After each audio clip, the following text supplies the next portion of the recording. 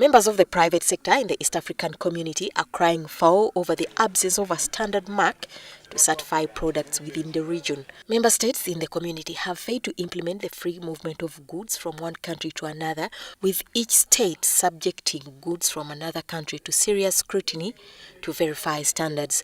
According to the East African Community Secretary General, Ambassador Richard Sezibera, there is need to urgently create an import standards mark to allow free movements of goods.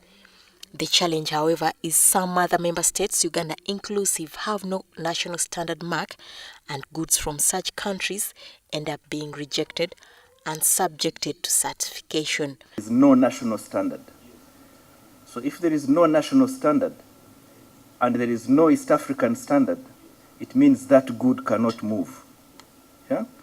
So there is an urgency then for those products that have no national standard to develop a national standard, because otherwise they cannot move across the region if there is no national standard and there is no East African standard.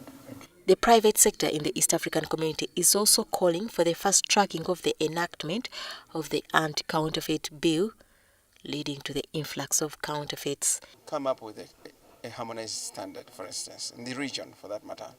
Even if it's a national standard, for as long as it has got that element, there is no reason why the same product is subjected to testing again. I mean, where there is doubt, for example, in the value chain, in the production chain of that particular good, that institution in that country should come here, work on it. Adequate representation at the various points of entries who are qualified to test our products before they enter the other partner states. I'm sure the Ministry of Trade is working on this so that we can have representation at every point, so that those other officers from Kenya, for example, do not take advantage of the absence of Ugandans in looking at these products. Which we have to work on and harmonize. But certainly, it is an issue. Still remains outstanding.